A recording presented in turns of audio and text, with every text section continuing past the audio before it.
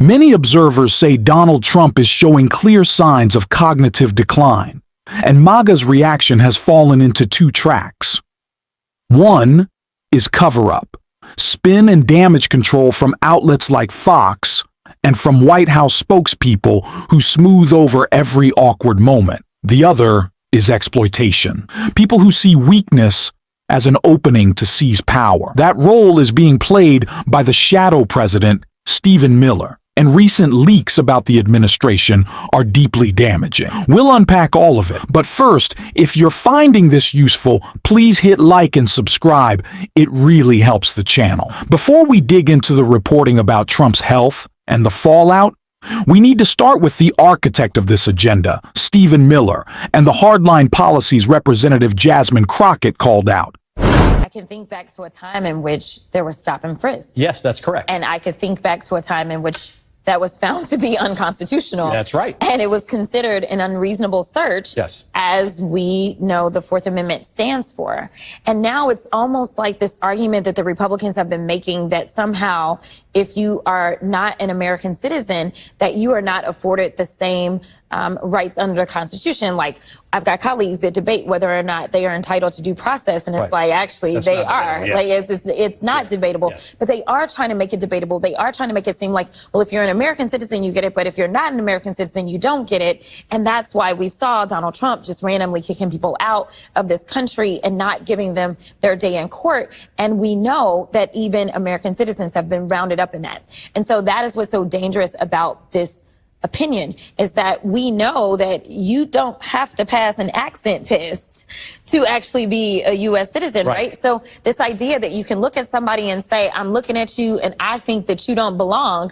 Well, who is it that does belong? That's my question, because it seems like they are all about making sure if you don't have any melanin or very little, then you are the ones that look like you belong, and you can't look at somebody and know whether or not they are a U.S. citizen. So why is it okay for ICE to then go out and see somebody and look at them or hear them and say whether or not they're a U.S. citizen, to the extent that they are, in my opinion, violating their constitutional rights? Stephen Miller has been the chief architect of Donald Trump's mass deportation agenda. And while no one spreads more fear-based rhetoric than Trump himself, it's Miller who keeps driving these policies forward. Even when Trump's wealthy donors, landowners, hoteliers, and farm operators called him to slow down the raids because they were hurting business, the pause was short-lived. Why? Because Stephen Miller pushed to restart them.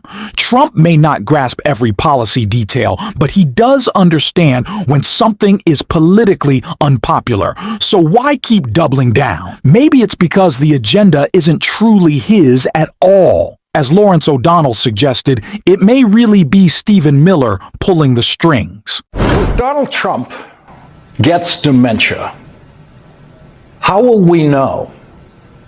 Donald Trump's mental decline, which is more and more obvious, started from such a low level of mental processing power that it's hard to track his decline.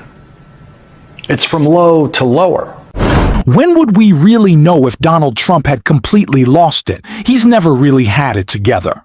This administration, more than any other time in his political career, shows how weak he is, how much he forgets, how little he understands. So, of course, we wouldn't know if there was a problem with Donald Trump, because this is how he's always been. But maybe someone very, very close to Trump would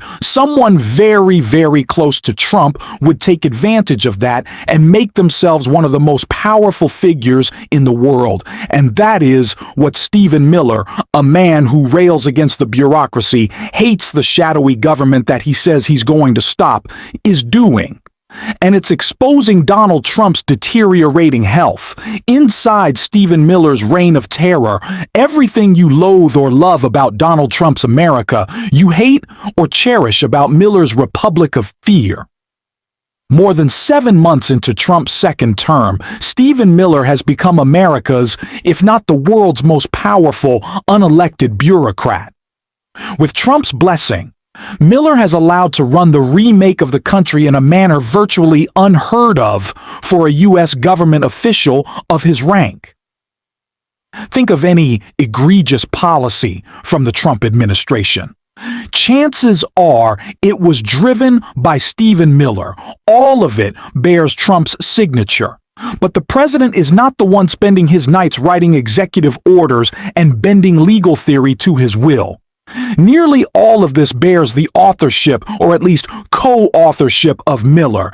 Everything you loathe or love about Donald Trump's America, you hate or cherish about Stephen Miller.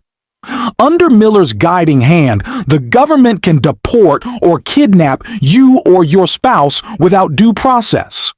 He's going after habeas corpus. They're launching the DOJ into criminal investigations against their enemies. The president and his lieutenants can arrest you at routine courthouse check-ins. Stephen Miller is doing whatever he wants. Shadow Secretary of Defense, Prime Minister Miller, the real Attorney General, the DHS boss, President Miller. Trump administration officials and other Republicans close to the president and the White House are paranoid that Miller will one day hear them gossiping about him behind his back. But they still whisper the unofficial titles and nicknames that they bestow onto the White House Deputy Chief of Staff. What this reporting reveals isn't just the moral bankruptcy of Stephen Miller. It shows how much of this administration is run from behind the scenes and how little Donald Trump actually understands about what his government is doing.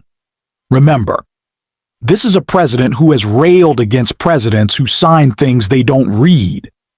Yet that description fits Trump's entire tenure.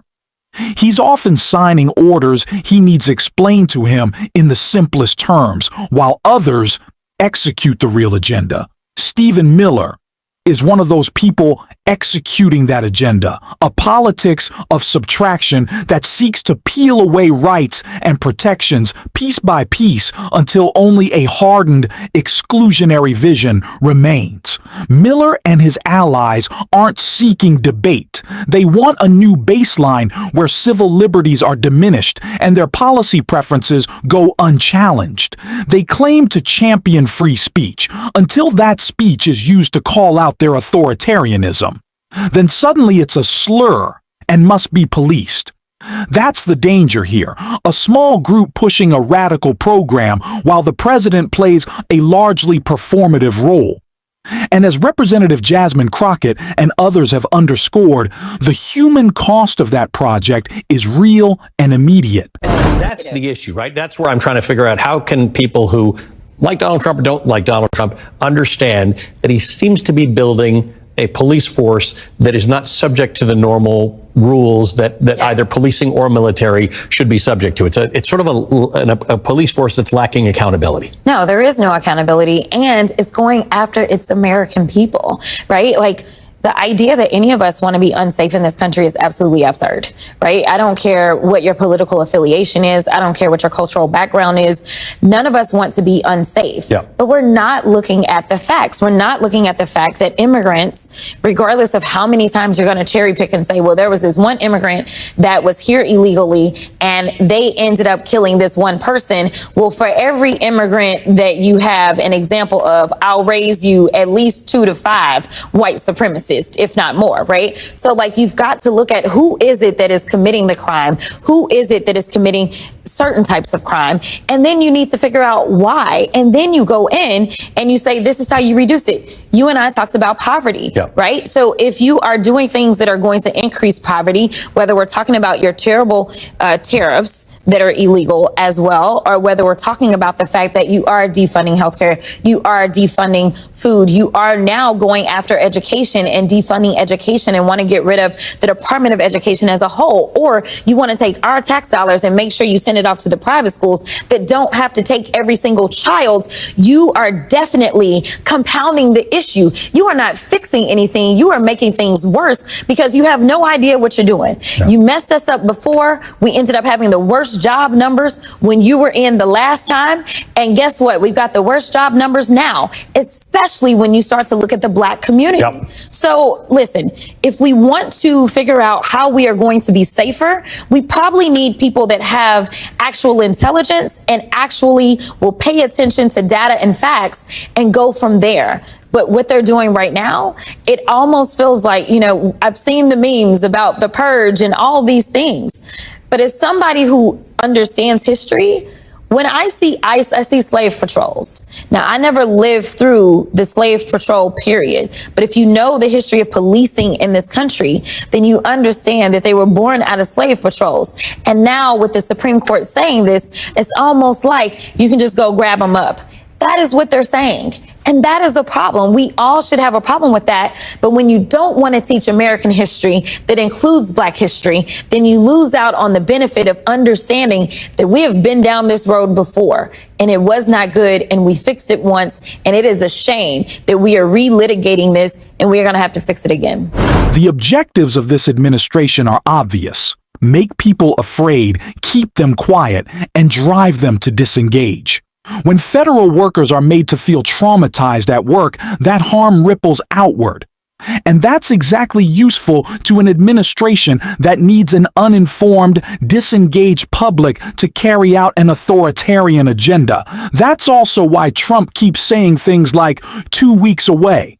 It's not just deflection, it's a tactic. Surprise the system, move fast, and leave everyone scrambling. If people don't have time to analyze or organize, the policies get cemented before a challenge can form. Which is why civic engagement matters now more than ever. We'll keep calling out the lies, exposing the tactics, and organizing for change every single day. If you want to help, hit subscribe, leave a like, and drop a blue heart in the comments if you made it to the end. Keep fighting. We will not be silenced, and until next time, I will see you soon.